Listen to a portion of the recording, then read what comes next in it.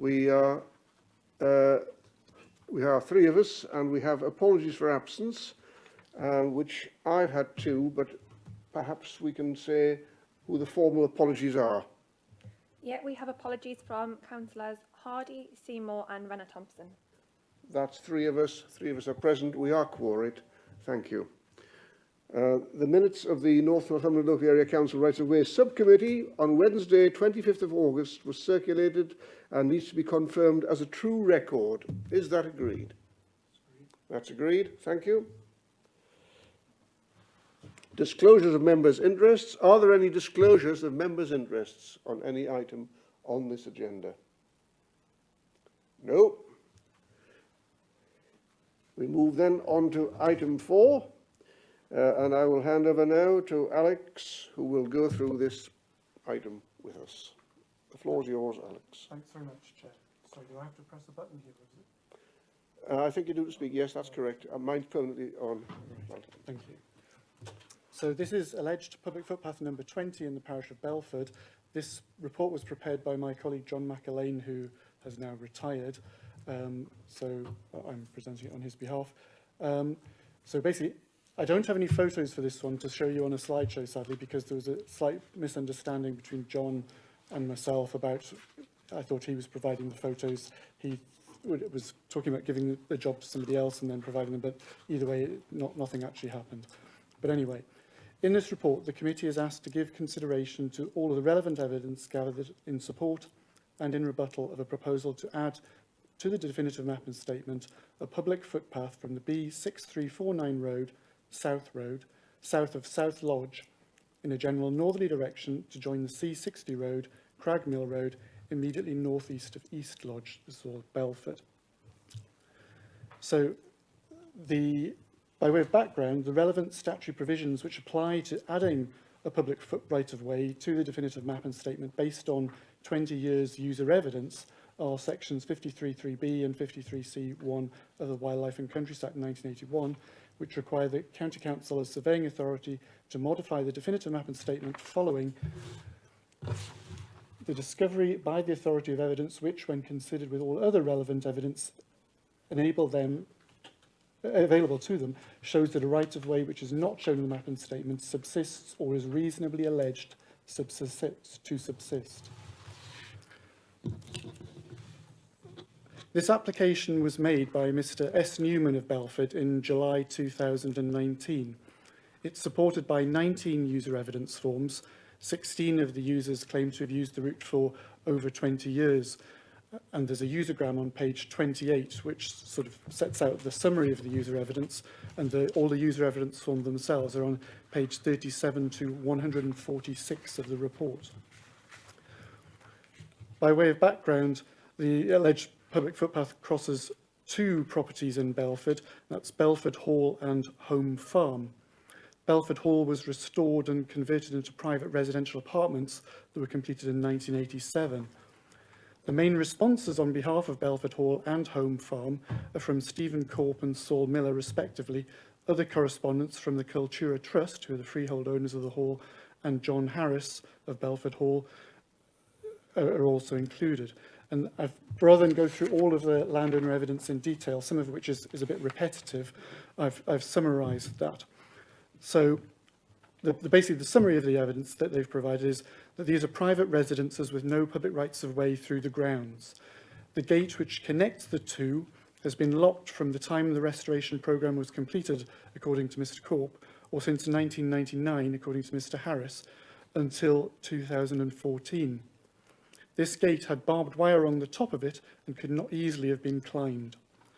In 2013, a stile was constructed beside the gate by John Harris to enable a resident of Home Farm to visit a resident of Belford Hall. And look at page 200 of the report, we can see a picture of the stile, I hope.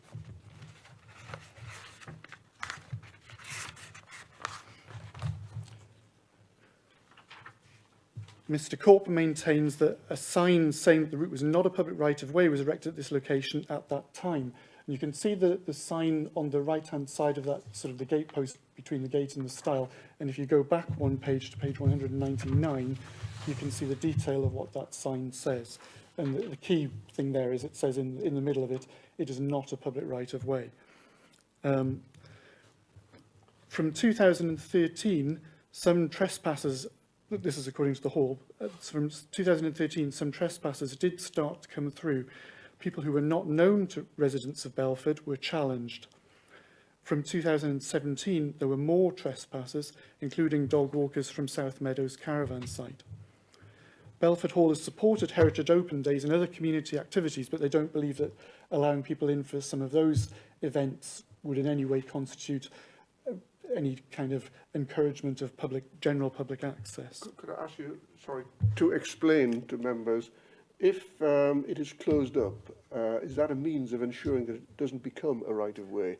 So the closure on those specified days is a way of preventing it becoming claimed to be a right-of-way, is that right? That's absolutely correct, yes. So there'll be various things which I'll sort of kind of cover in a moment to do with elements of rebuttal, but a sign that says something specific as not public right-of-way, that's about as good as it gets. That's a very clear and unambiguous statement by the landowner that this route is not a public right-of-way.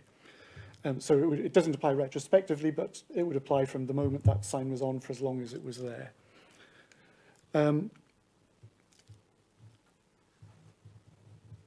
Right, the small number of properties located roughly halfway along McLaren Drive, sorry, there's a map on page 26 shows you the alleged right-of-way.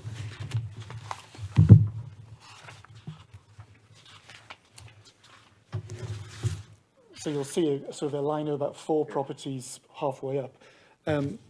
They have a private right of access from point U up to those properties, and they were so that they're not using that bit as of right.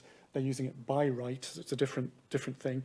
So their use of the U to their property section couldn't constitute use towards a public right of way. And these property holders were also given written permission. See letter on page 201. This was in January 2017, so relatively recently, mind, giving them permission to walk further along the drive.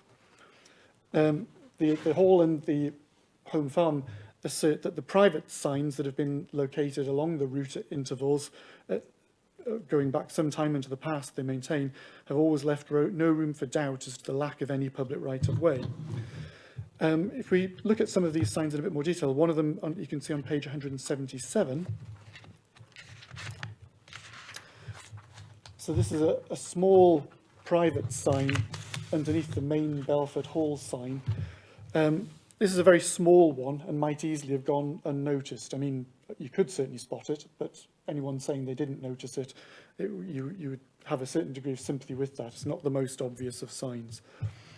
And then if we look at page 185, there's another sign that the landowners make reference to, the one on the apartment board.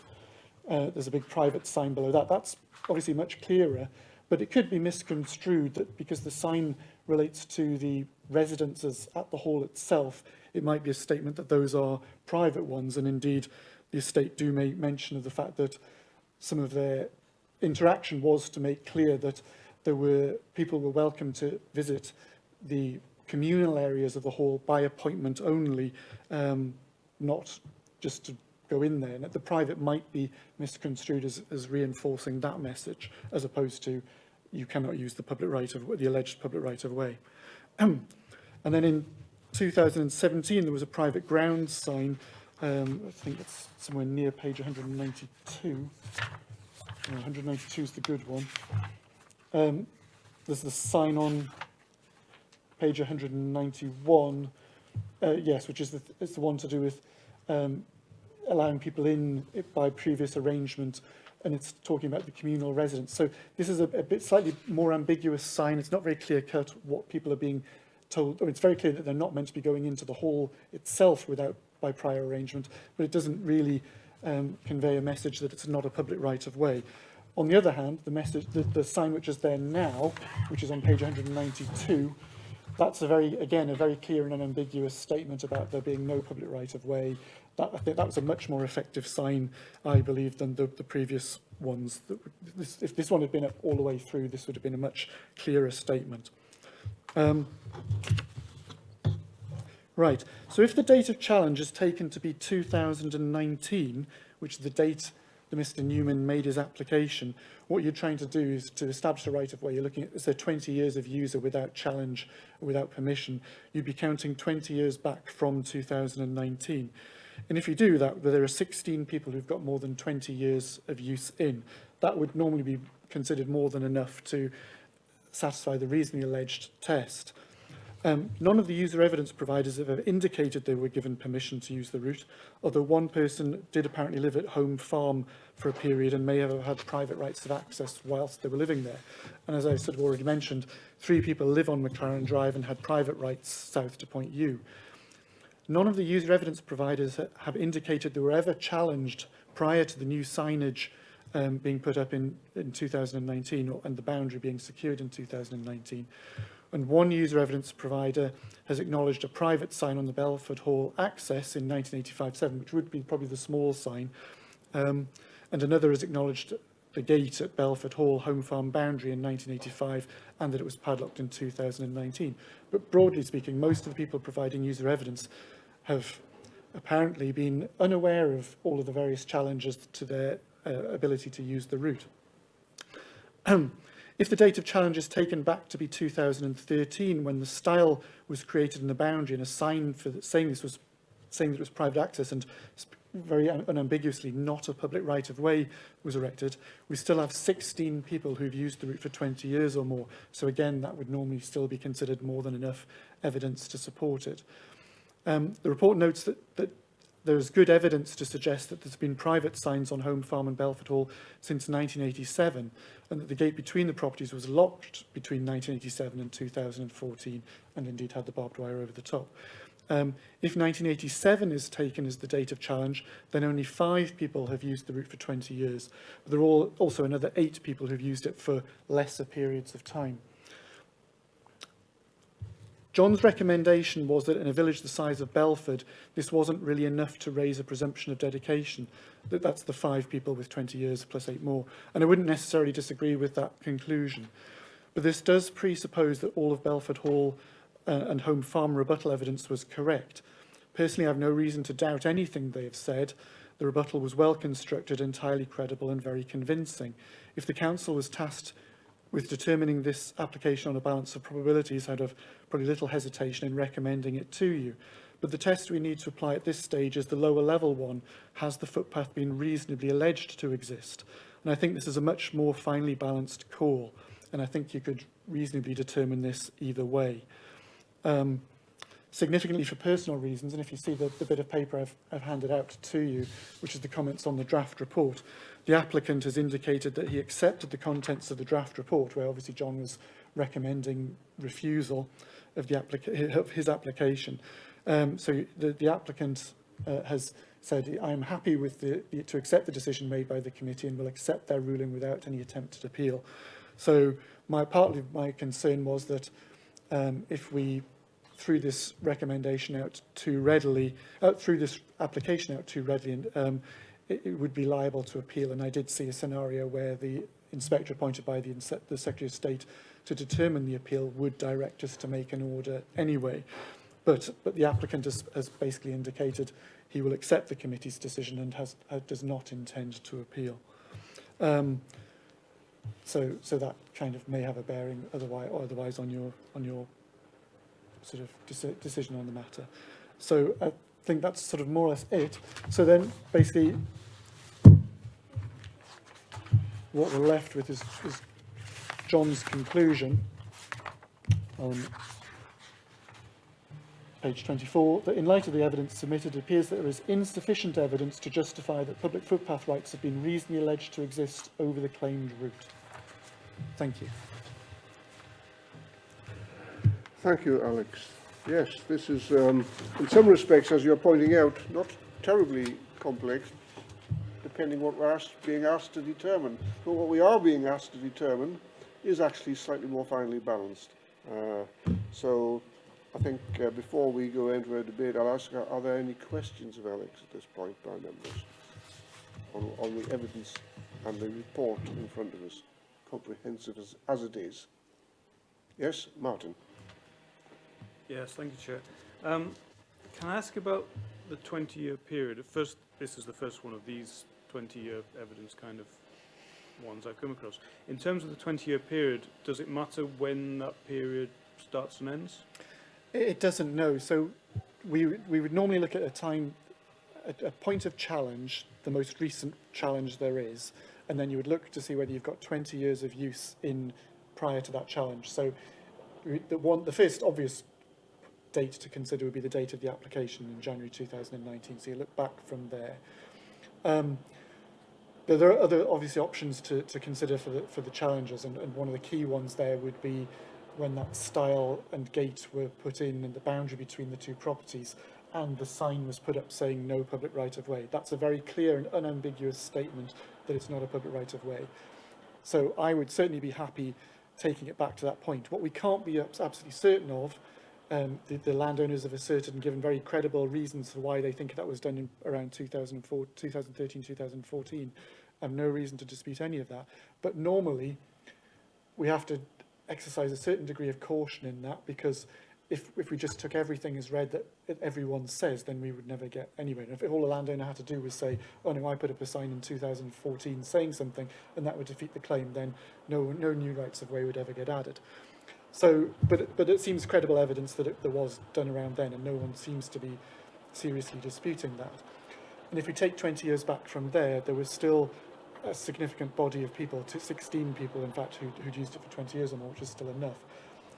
What we've got in addition to that is the various private signs, which are less clear-cut to my mind. They don't really address specifically the public rights of way issue. They could address the grounds, they could address entry to the hall.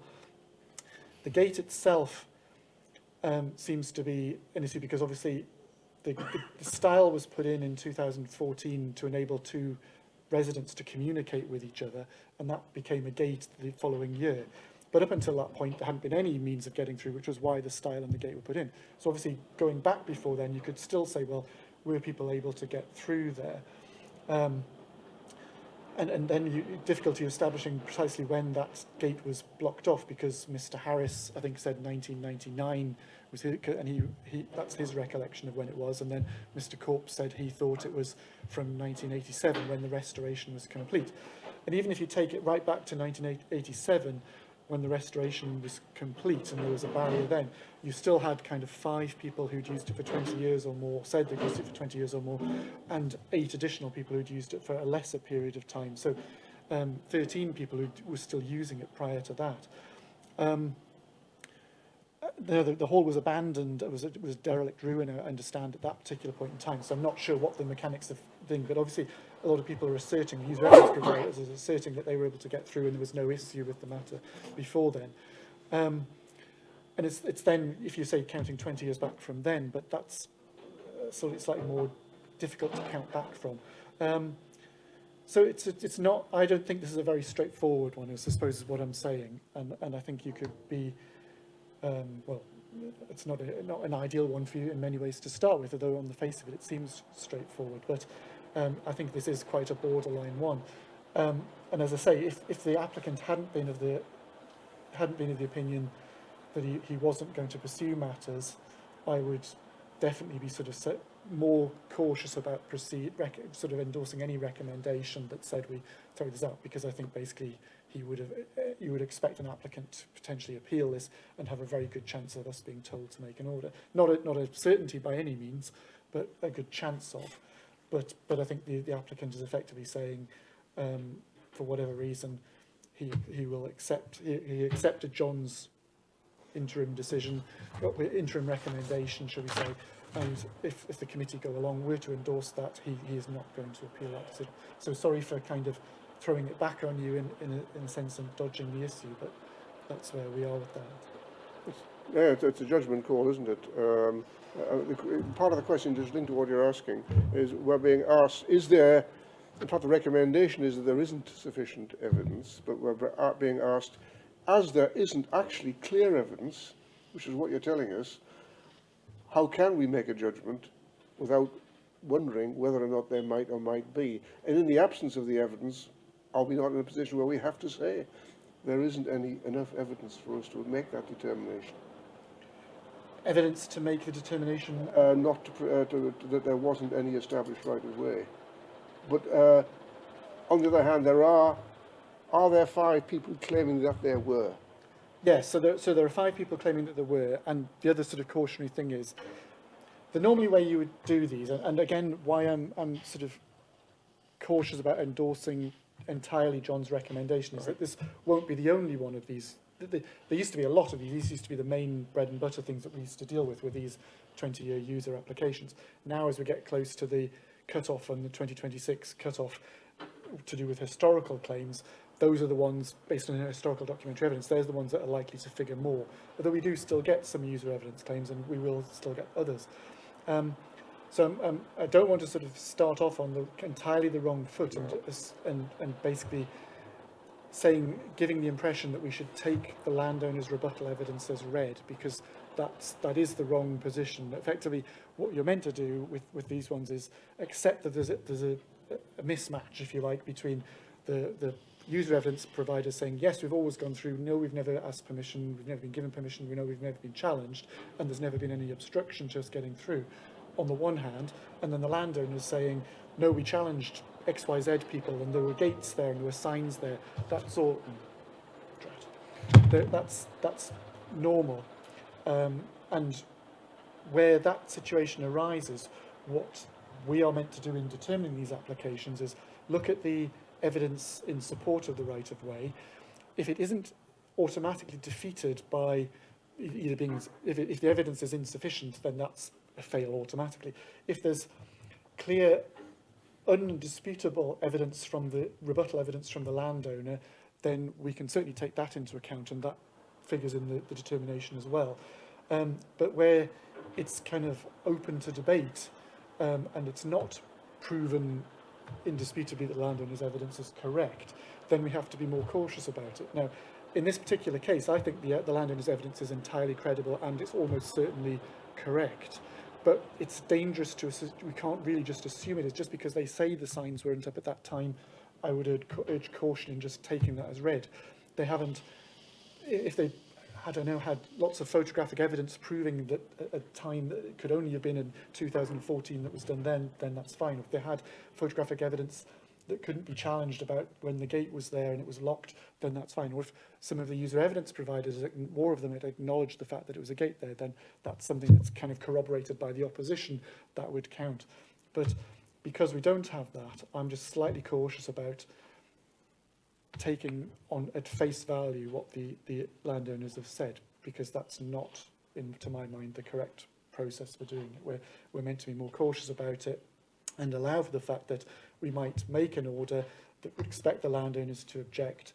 The order would ultimately get referred to the Secretary of State for determination, and the inspector appointed by the Secretary of State would look at the evidence and decide on a balance of probability who they thought was giving the more credible version of events. Now, based on what's happened here, I think ultimately the conclusion would be likely that this would be thrown out. The inspector wouldn't confirm the order. They would say that the rebuttal evidence was probably sufficient. But that's not guaranteed. And that's, to my mind, for something further down the route, not for something for us to determine here. But John, who's the report writer, that's not his view. His view is that it wasn't sufficient evidence. And as I say, it is a very finely balanced call, and I'm not going to say he's wrong in what he's done. So, again, throwing it back to you, I'm afraid. Okay, it's thrown back to us. Mark, have you a view?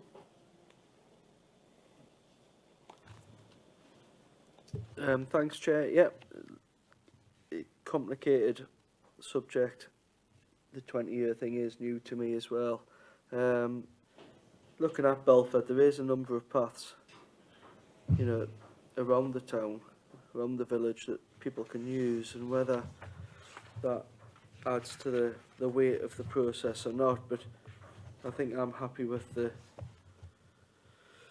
suggested outcome of this application, to be honest with you. That it's likely that insufficient evidence exists. Your view on that? Do you want to comment, or please, Mark?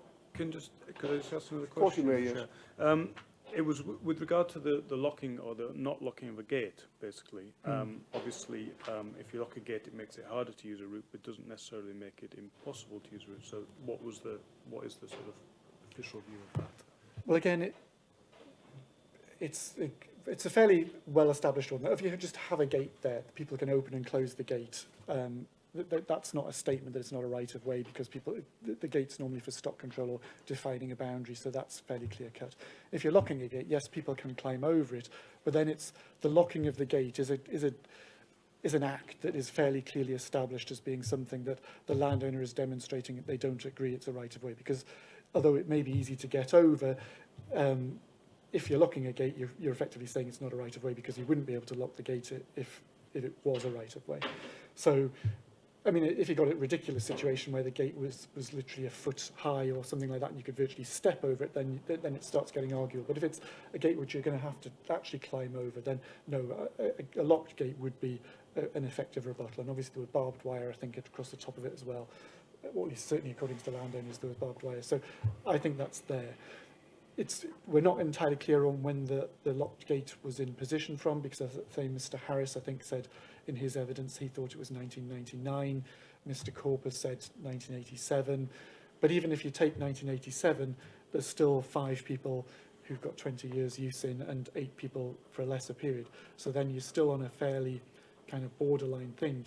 For a place the size of Belford, it's not huge, but it's not sort of really small either. So you could take a view either way on that. I suspect my concerns, my reticence is slightly probably more to do with taking as read the rebuttal that's there. I see. Then we can go back on the 20-year thing, and the 20-year thing can go back indefinitely until you happen to find a 20-year window. But I suppose that's really more my concern is, and it's not so much with this particular one, because I think, as I say, I think the ultimate outcome is likely to be that it will be found to not be a right-of-way, but it's more a kind of a principle that the process that, to my mind, that we're really supposed to follow. And my concern is that if we start off accepting the landowner's evidence in this particular case, credible and well presented and reasonably convincing though it is, where do you then draw the line on other thing where you don't want to get to a situation where the landowner says, oh, I locked the gate, and we take it as gospel that that's what they did. I see. But the point is we have to make a recommendation. We have to make a decision. Sorry, a decision, yes, a decision which actually involves just that, one side or the other, without knowing. And that is the difficulty we're in, and it's a judgment call. And it's whatever we think, basically. And are there any other questions? Because I don't know if you want to take some legal advice I was from... just going to ask whether it assists the minutes. So at paragraph 8.10, there is the minutes, which clearly advise of the erection of the notice in 2013. So whether that assists in respective dates, that was clearly there in 2013. Well, it was their intention to do that in the minutes, yes. But whether it happened or not at the time that it's minuted as happening in the form that it says, that whether that sounds there. See, it's a form of corroboration, though, isn't it? Yeah, it is. It is. I'd still sort of caution taking as read, but I suppose you see that the thing with that is I'm much happier.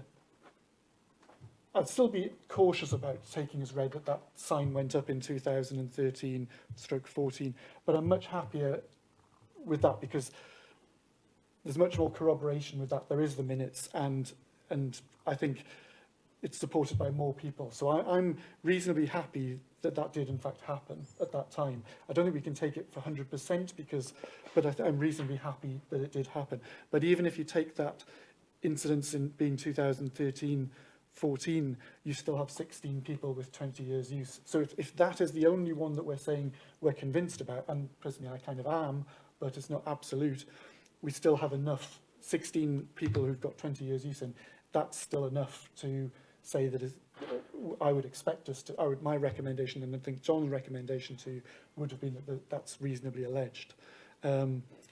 It's the other aspects of it to do with the signage, to do with private, whether you're convinced that they were sufficient, and if you're convinced that they were up during the required period.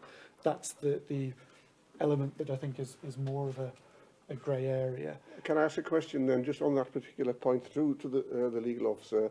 Is it a balance of probabilities decision? Yes. And you have to look at whether it is open to the public at large as well. And most of the commentary says that it is to be not by force, nor stealth, nor by licence. So the two have used it openly, with the knowledge of the landowner who's had opportunity to prevent them, and not having given them private or a licence to use the land. So it has to be out in the open that the public at large have used this as a right of way. But by the very nature of the thing, when you get a claim for a right of way, it's going to be people in the area who are the people who can provide the user evidence. The people who are sort of more transitory, staying at the caravan site or whatever, they're only maybe going to be there one or two times, and then they're going to be gone. They're not available to fill in user evidence on. So it's not the case that when it has to be the public at large, that would be, if it was just everyone from one single street or from a couple of families, that they wouldn't count as the public at large. But if it was a wider group of people, albeit they were all from Belford, or or a much smaller settlement, if it was well, just pick any small village, I suppose, Cornhill or wherever, any small place. If the path was in Cornhill or wherever, you would expect most of the people to be using it to be from that settlement. So that's not unusual. You wouldn't have to get people from Newcastle or from Berwick or whatever to constitute the public at large. It's more that it couldn't be people who just all lived on, say, one street who were piling through, or people who were members of one family. That's targeted mainly at that. Okay. Right, so your warning is that it's not as absolute as we might think, Yeah. that it is a balance of probabilities argument, and it's for us to decide where that balance of probability lies in the circumstances in front of us. Mark, you indicated, if I may ask you to repeat yourself, have you, in light of what you've heard, have you changed your view of whether or not this was likely to have been a private road or a right-of-way? Was it, do you think, intended that the public should have access, or intended only that residents should have private access? Going back to 1987, I think, is as far back as we can go. I feel it was for private residents rather than open to the public. It's my gut feeling, Chair. So your feeling is that the recommendation is sound, safe? Yes, Chair. What's your view, Martin? I think I take the opposite view. Yes? And I'm sitting with a foot in both camps as well, and we are three of us. Given that my decision will be the determining factor, I am, on balance of probabilities, thinking that it was never intended to be a right-of-way, that it was probably always intended to be private. I cannot be sure what signs went up when, but I don't think it was ever intended that the public should have untrammeled access.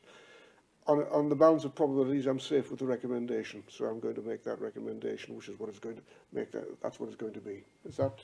We just need proposal second. Right, I will propose it from the chair, I'll second. and you'll second it, and you're opposed. Can we just have a formal vote? Yes, we can. All those in Favour. favour of it being insufficient evidence? And all those against? Thank you, Chair. Thank you very much. Thank you. Thank you, Alex. That was a difficult start of the day. Yes. I wobbled to be up. I must say I wobbled from one side to the other as we were speaking. However, let's go on. Right. Item 5, yours again. Sorry, my computer. Clicking this button. Press the buttons now.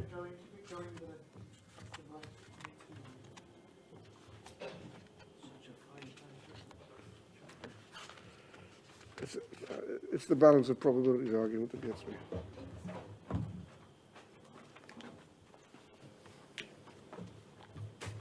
Oh, Right? No, not right. What's happened? well, that one's... That one's working, but that one isn't. Is that sufficient for our illustrative purposes? I'm sure you can talk to that, Alex. Right. I'm happy to swing round. Yeah. Technically, we'll have a look at that. We'll carry on. Okay, so this one, thank you, Chair, is Killam Byway Open Tour Traffic number 13, alleged Byway Open Tour Traffic. And the report starts on page 209, and the map for this one is on page 222. So I'll start by showing you the pictures. So this is the route running from north to south. So from point A towards point C. So you can see it's a sort of tarmac road with a stile and gate in front of it to start with. And you're just going up. It's not a very good tarmac road.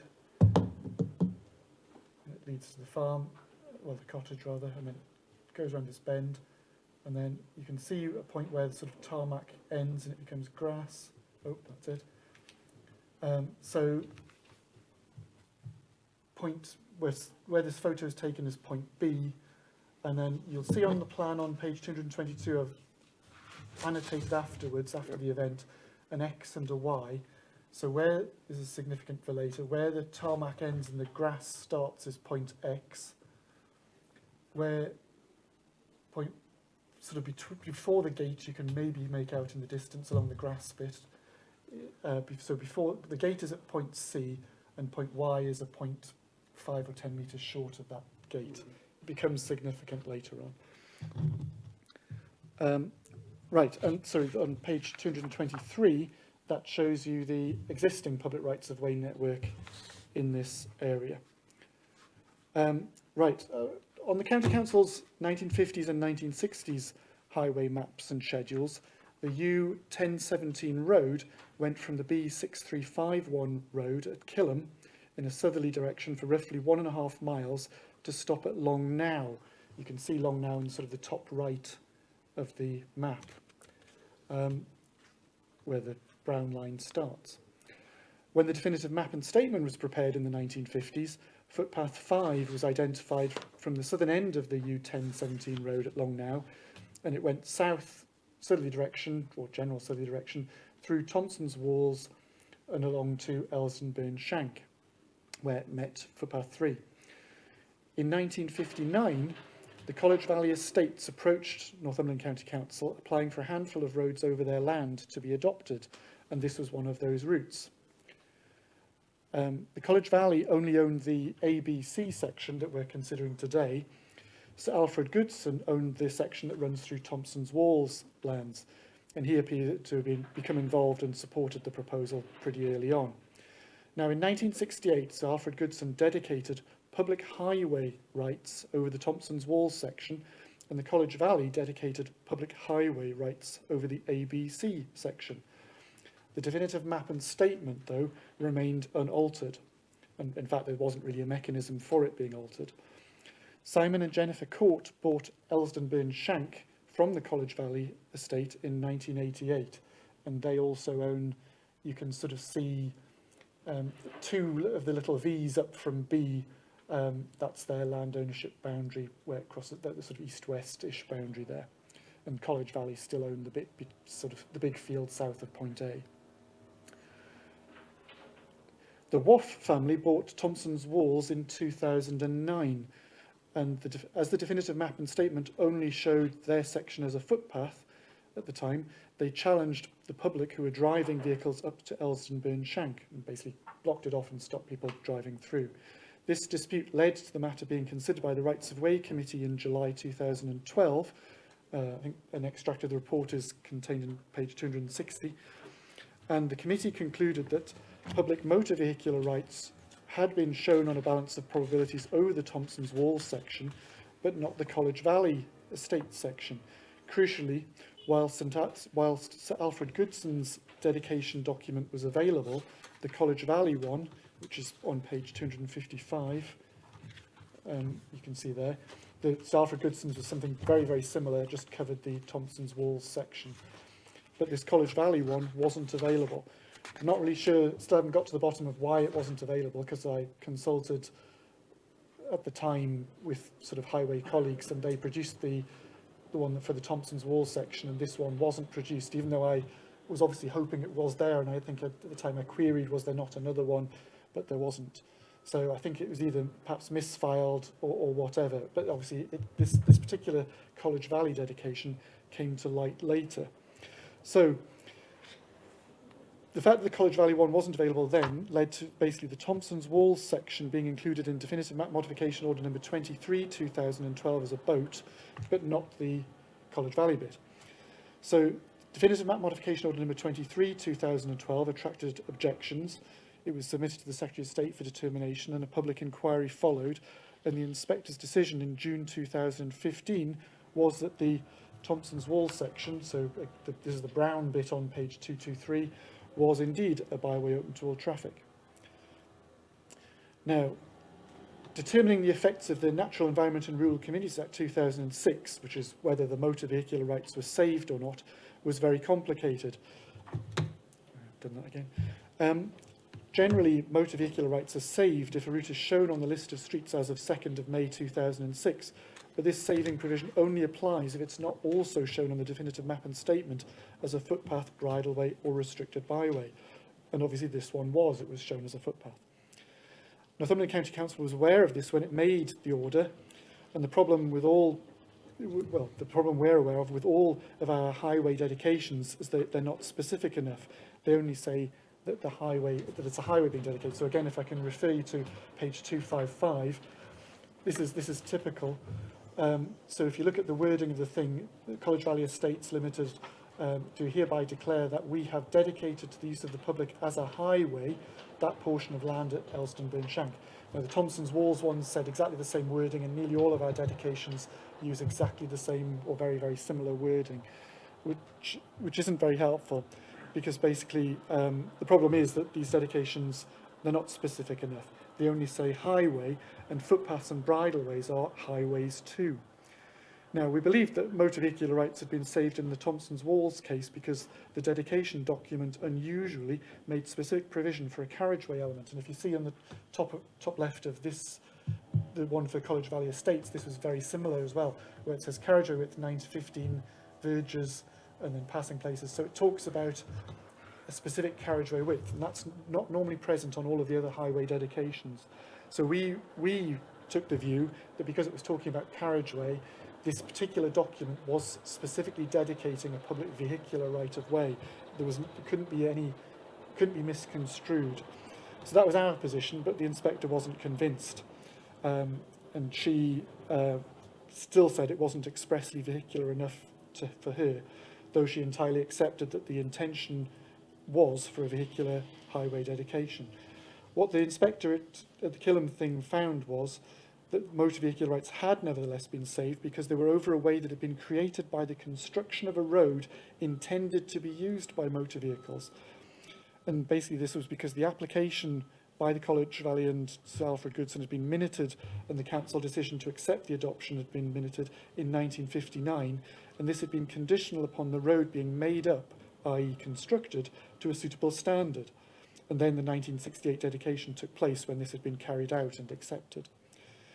We've quoted this decision, the inspector's decision at Killam, quite often subsequently. So this is sort of even closer drawing on that previous decision. In 2017, I discovered the College Valley dedication for Elston Burn Shank, and I consulted in 2018. S&J Court supported my recognition of motor vehicular rights over the route. They're the landowner for the southern bit. They're entirely in favour. And the British Horse Society supports it also. The evidence is largely the same as for the previously considered now boat section. The key change here is now we have the College Valley dedication from 1968. So I could go through all the evidence, but I think it's broadly the same as was considered previously by the Rights of Way Committee, and obviously you have a chance to see it, but fundamentally it really wasn't accepted as being a public vehicular right of way up until 1968, and then you've got the 1968 dedication and all of the highway documentation changes subsequently to reflect that. So, as I say, I'm confident the evidence supports the existence of vehicular rights over the ABXY section of the route, referring to page 222, but not of the YC bit, or any additional westerly continuation. Sorry, I'll have to go back to the 259 dedication again for the specific, no, not 259 dedication, That's right. 255, yes. You'll see that it goes from X, which is my A on plan 222, down to B, and then it heads off, the spur heads off in a kind of little northwesterly spur. You might be able to work out, you can if you have a magnifying glass, that where that red line ends is opposite the gable end of the Elstonburn Shank property, which is where I've got my point Y. So it certainly doesn't continue all the way to point C. And if you look at the actual list of streets, or the 2nd of May list of streets, which is on page 259, for some slightly inexplicable reason, the blue line actually continues even further beyond into the next field. So what I'm saying is that basically the ABXY section is covered by the 1960 dedication, but not the YC bit or any additional westerly continuation. The NERC Act 2006 has not killed off motor vehicular rights over the constructed ABX section, but seems to have been killed off over the dedicated X to Y bit, but not apparently constructed bit. So just to be clear, XY was dedicated by the estate in 1968 as a vehicular highway, but that bit doesn't appear to have been physically constructed, so the saving provision doesn't apply to that. So that bit would just end up being a restricted byway. It's almost insignificant and it'll make no real difference, but it's just technically correct with the way the law would apply to that bit of the route, and we need to be correct about it. So this remote cul-de-sac road of indifferent quality and challenges regarding its status is not, or past challenges certainly anyway regarding its status, is not an obvious part of the ordinary road network. It's unclear if the balance of user test for a boat would be satisfied. Just to clarify again, a byway open to all traffic is first and foremost a motor vehicular right of way, and secondly it has to be one that is used or likely to be used by the public more in the way that footpaths, bridleways would be used, so more on foot, horseback and with pedal cycle than would with motor vehicles by the public. It may not necessarily satisfy the balance test because the courts suggested it's very little used by walkers, but it would seem to satisfy the character test because it's such a not a very good road and just being a cul-de-sac. And since the alternative in any case would be to leave this route recorded on the definitive map as a footpath, misleadingly recorded as a footpath, that's another reason why I feel it should be recorded as a byway open to all traffic, because that at least accurately records the status of the route. If basically our options are to do nothing and leave it as a footpath, which since we know it's not, seems wrong, particularly given that the uncertainty we've had in the recent past that we've now hopefully bottomed out. And it's also important just to clarify the restricted byway section from the point of view of correctness. Now, and then from a width point of view, I'm proposing that we record this route with a width of 4.57 to 6.4 metres based on the dimensions set out in the 1968 highway dedication by the College Valley Estates. Thank you, Chair. Yes, thank you. Yeah. Yes, we have a recommendation which we're now going to determine. Are there any questions from members, please? No questions? Any comments from members before we make a decision? I mean, my view is it made a very comprehensive statement. I know Killam. Going back to school days, I used to go there, and I think I know exactly where this is. But that doesn't require a declaration of interest. I think this is quite clear and comprehensive. And does anyone wish to make a recommendation at this stage, given the comprehensive nature of the report and the recommendations in front of us at the beginning of the report?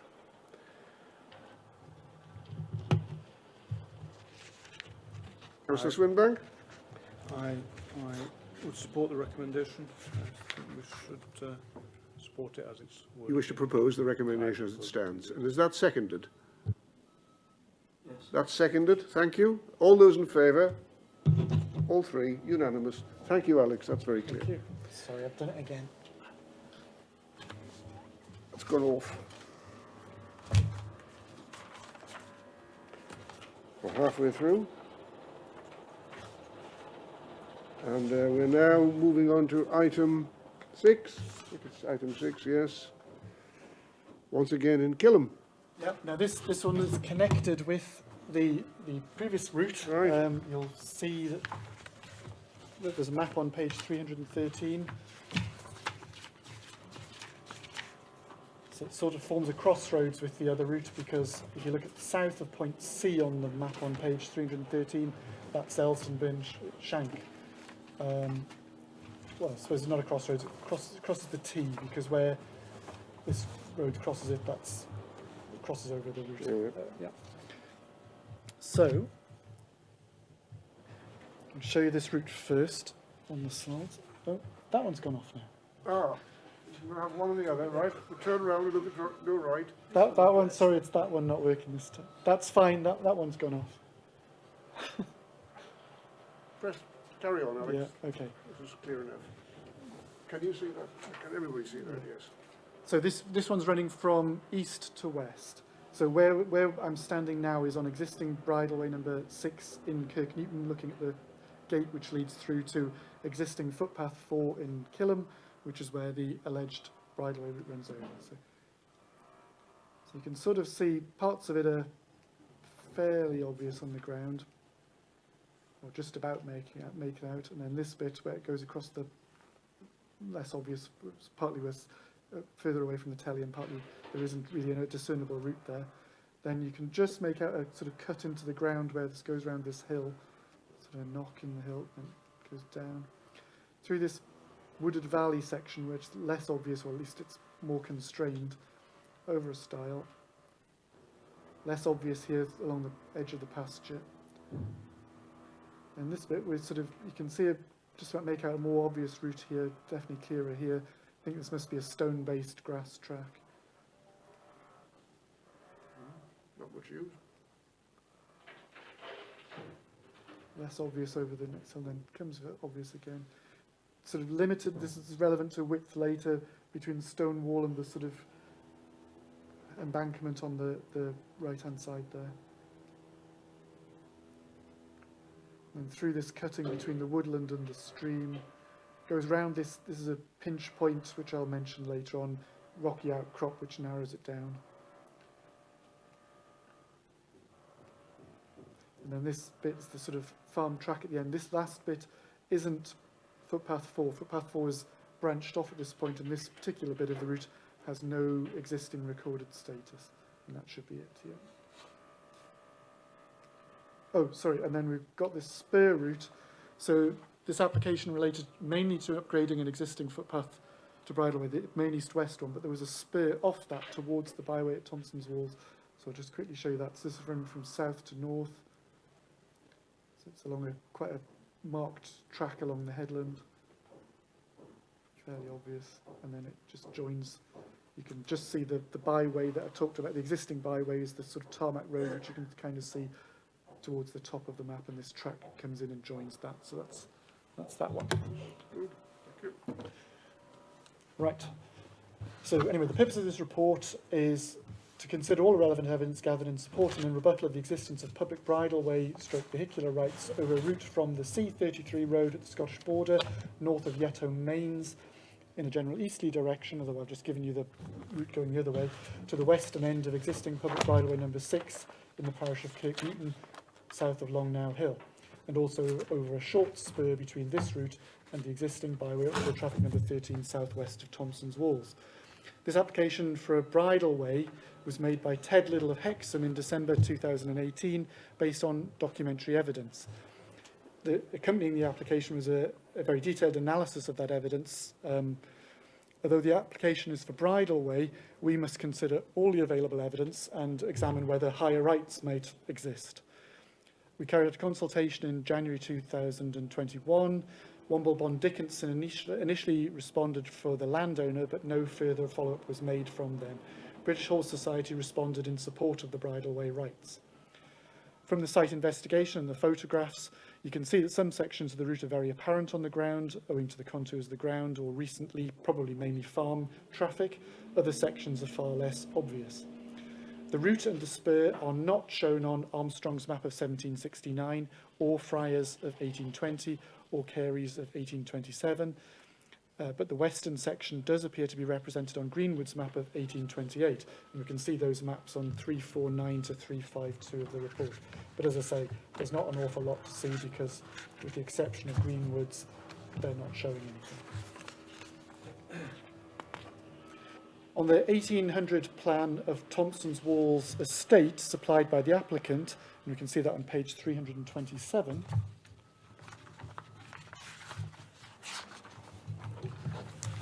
can see, I don't know if you can work out where it's going from to, but you can see that he has circled the road, the Store Road, in 2 different locations along the route, and that it's on the left-hand side says road from Yetholm.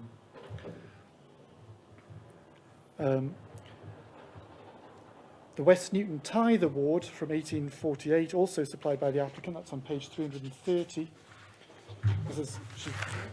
He has zoomed in rather a lot on this thing, so you're getting the sort of labels, but not the context of where this is. But you can see that it's being labelled Bridle Road, indicating that the Bridle Road reference to me seems to be on the east end of the route, actually on the existing Kirk Newton Bridleway side. But it sort of suggests that the through route was more than simply a footpath, and that the route continued all the way through to Yetholm. The main route has been consistently identified on Ordnance Survey maps from circa 1864 to 1957. The 1860s Ordnance Survey maps are particularly useful, and I would show you those on 353 onwards. So again, to get the detail, I've had to do a whole sequence of these maps, but it kind of runs from west to east. But you can see sort of it comes in and follows almost, well, it's the national boundary, it's the Scotland on the west side. So where it hits the road, sort of top left, you can see a track following through, the woodland thing is there, and then it goes around the bend, and then you can just about trace it going all the way through on the sequence of maps. In the accompanying book of reference, a road is identified over almost all of the main route.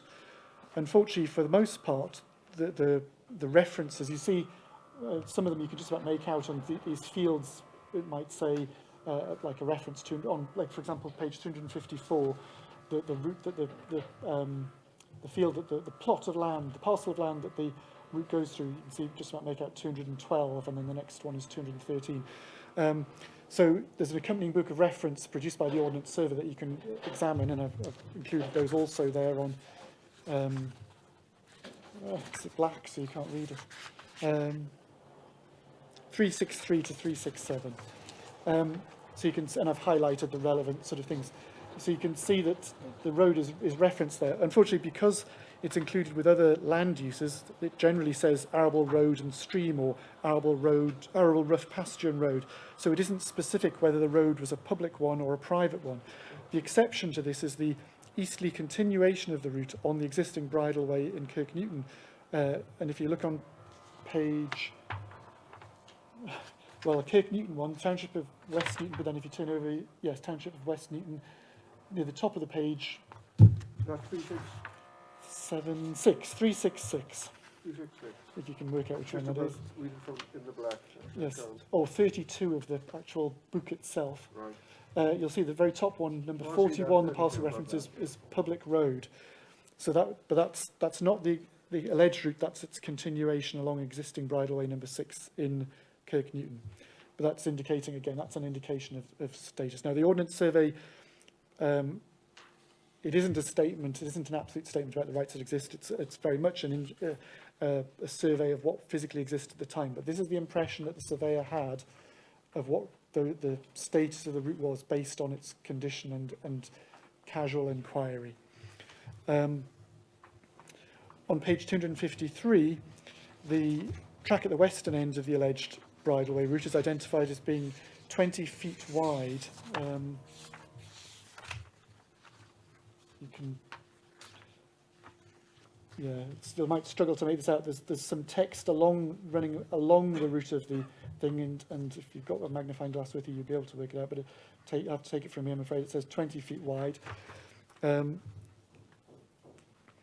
which is the equivalent of 6.1 metres. On page 270 of the report, we've got the 6-inch map of first edition Ordnance Survey, so of the 1860s. Or 370. 370, yes. And here there's a significant sort of feature of land, and I'd urge you to sort of visualise the shape of it because it's relevant earlier.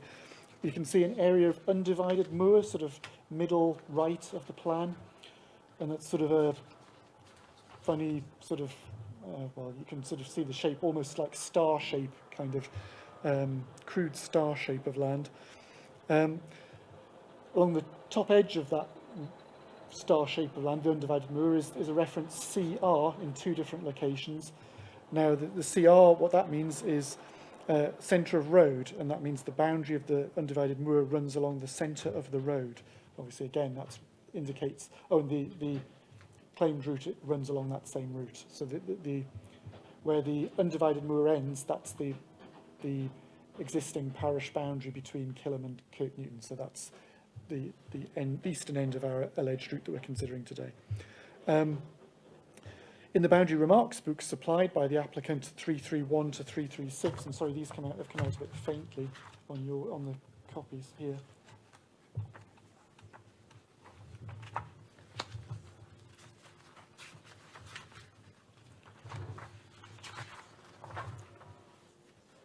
But on these, these are completed by the Ordnance Survey surveyors at the time that they're carrying out their survey. The Store Road is clearly identified passing along the northern edge of the undivided moor, and it's described as being 10 links, which is the equivalent of 2 metres wide.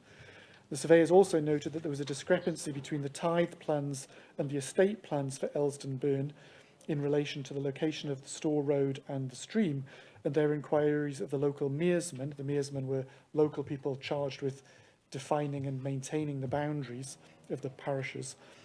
In relation to the inquiries of the local meermen indicated that the estate plan was the correct one. The spur road was shown on the earlier Ordnance Survey maps, but not on the 1957 to the 1982 routes. Significantly, though, on the earlier Ordnance Survey maps, most of the spur route is shown being on the opposite, i.e. western side of the field boundary. So the pages where you might see that would be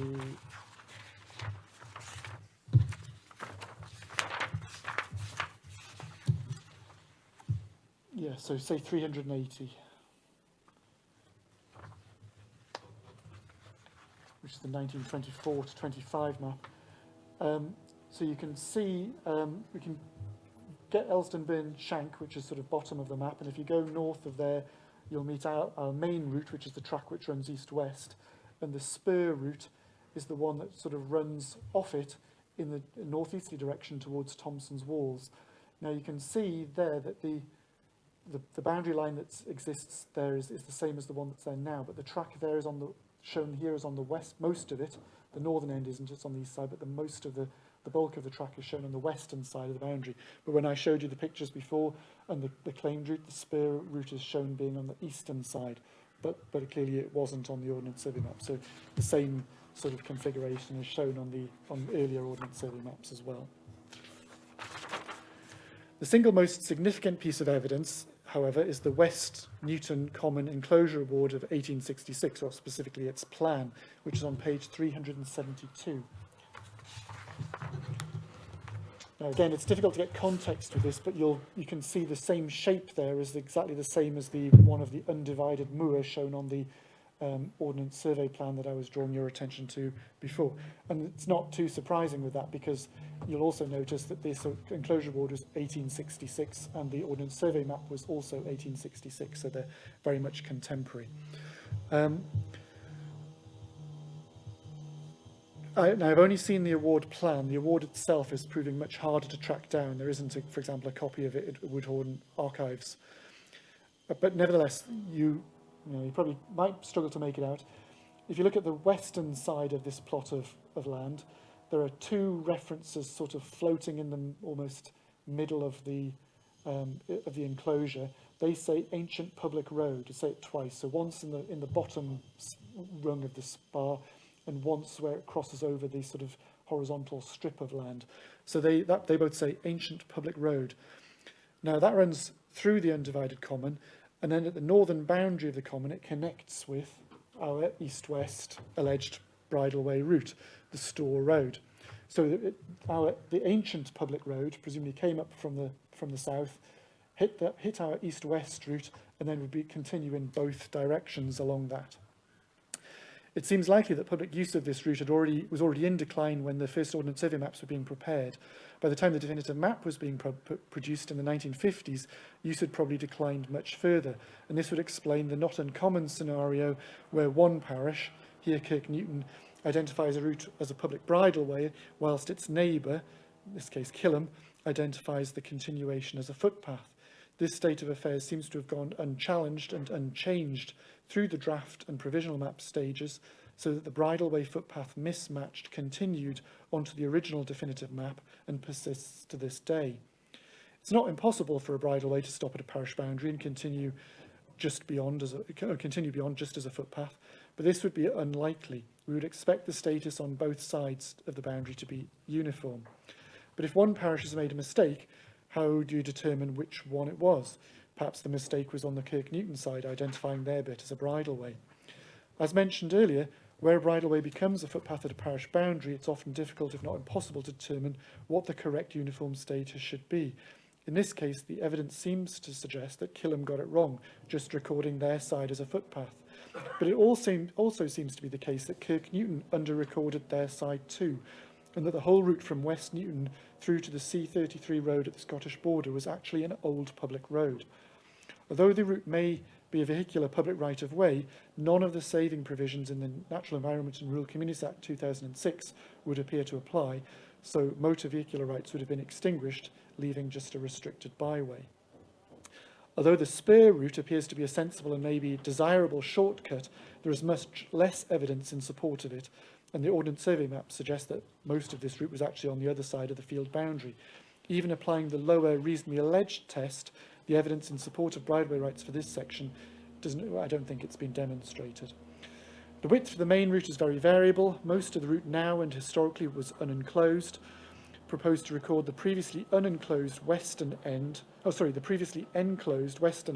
was 20 feet wide that I showed you on the 1860 Ordnance Survey map as 6.1 metres wide, and the sections south and southeast of Shotton Hill, the bits where it was enclosed between the stream and the woodland and between the sort of embankment and the wall, as a width of between 4.5 and 6 metres and 6.1 metres respectively, as identified in paragraph 6.1 and 6.2 of the report.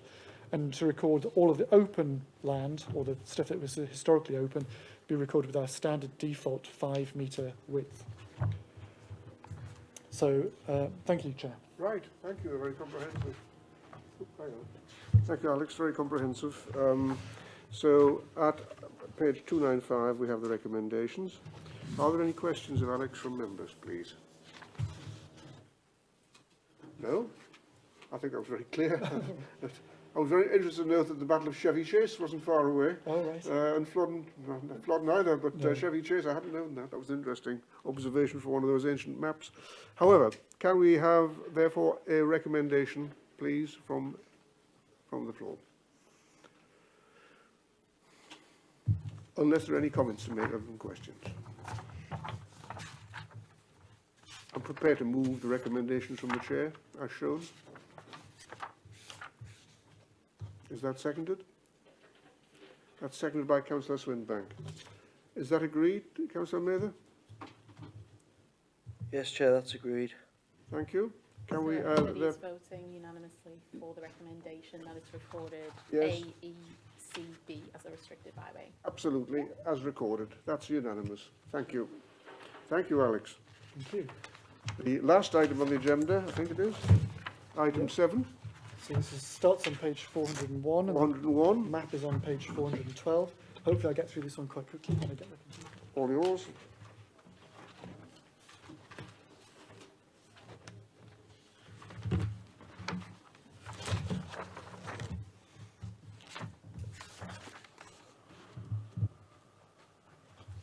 Got both in there. Right, so this is alleged byway until traffic number 28, parish of Whittingham, south to north. It starts on the tarmac road, goes through that gate, across the corner of the field, hits the wall, down the side of the wall. There's a sort of earth bund at the side, slightly raised from the rest of it. Down the wall. Oh, and that's it, sorry. So it gets to the gate at the bottom where there's another tarmac road. So there's a fairly short route. Okay. Right, this might easily have been one of our standard officer-generated cases where we look at recording unclassified roads as byways open to all traffic, except in this instance there was a formal application by Diane Holmes of Upham in August 2020 to record this route as a public bridleway. Again, though the application is just for bridleway, we must consider all of the evidence available and evaluate whether higher rights might exist. The landowner has indicated he has never seen anyone use the route and that he is opposed to the bridleway application. The British Horse Society has supported the application. It represents a link between existing roads, and despite it being an unclassified county road, it's not at all obvious that it carries any public status. The route is recorded on the list of streets as part of the U4010 road and also identified on the 1951 and 1964 Council's highway maps and 1958, 64 and 74 county road schedules. There's no handover or restriction Ribbon Development Act records which have survived for the Rothbury Rural District Council area, so we can't produce those. And it's not shown on the 1979 Ordnance Survey map, but is consistently identified on all of the earlier Ordnance Survey maps. Since, yes, all the earlier ones since 1866 as an enclosed field edge. In the book of reference accompanying the first edition Ordnance Survey, it's identified as public road. The route's not shown on Armstrong, it's county map of 1769, but is shown on Friars of 1820, Careys of 1827, and Greenwoods of 1828. As you'll be aware by now, the Natural Environment and Rural Communities Act 2006 had a major impact on recording of byways open to all traffic. But here, the main saving provision, where the route is shown on the list of streets and not also shown on the definitive map as a footpath, bridleway or restricted byway, applies. So, in our view, if this route is a vehicular right-of-way, those motor vehicular rights haven't been extinguished by the Natural Environment and Rural Communities Act. For a route to be a byway open to all traffic, it has to be, first of all, a motor vehicular route, and also a route which is used or likely to be used by the public more on foot, horseback and with pedal cycle than it is with motor vehicles. Here, there's virtually no evidence of recent public use. The landowner asserts he's never seen any.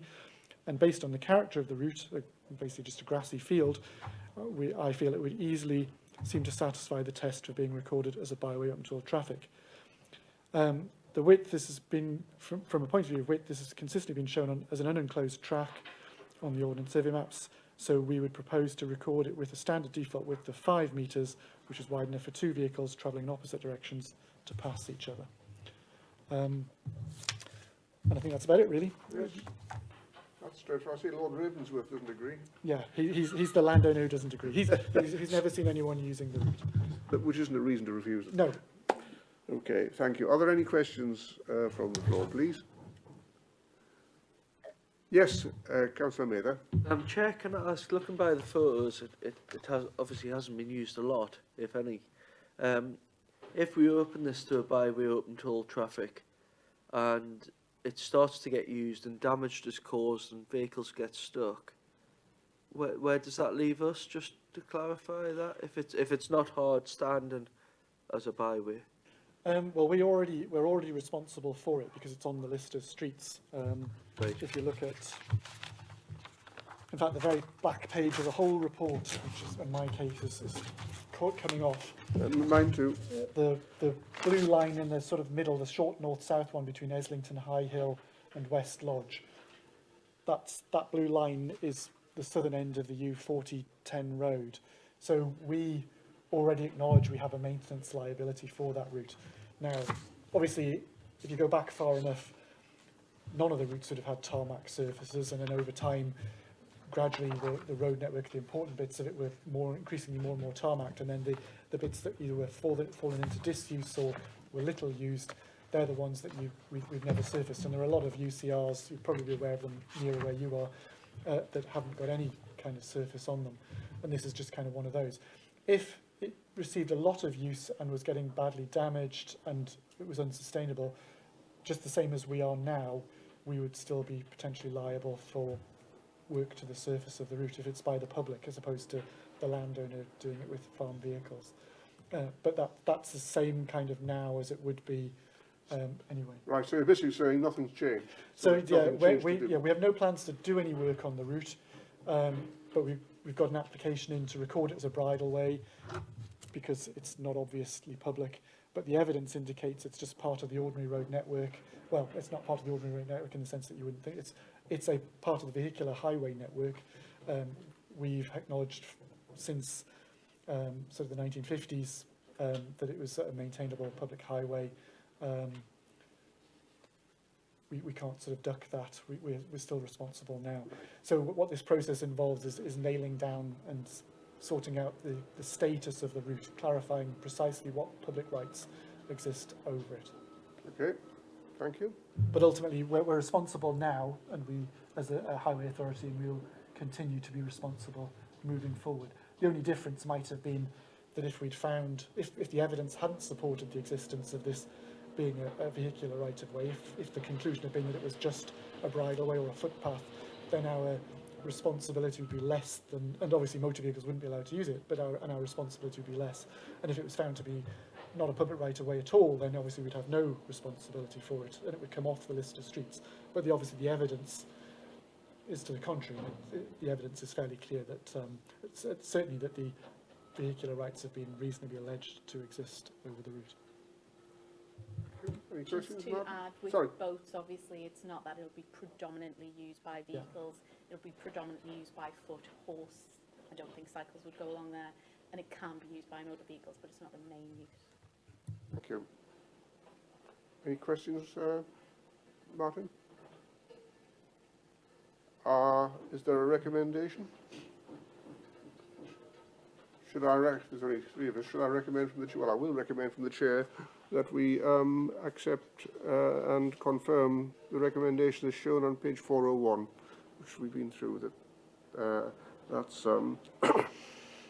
sufficient evidence to indicate that vehicular rights of way have been reasonably alleged to exist on Route KL, and that the Environment and Rural Communities Act 2006 would not appear to have extinguished the public's motorised vehicle rights over the KL route, and the route be included in a future definitive map modification order as a byway open to all traffic. That's the recommendation. I propose that that be confirmed. That's seconded, Councillor Mather. Is that agreed? That's unanimous. Thank you very much indeed, Alex. That's super. Oh, that's all right. 11:15. It could have been worse. I'll just wait and say thank you. I declare the meeting closed.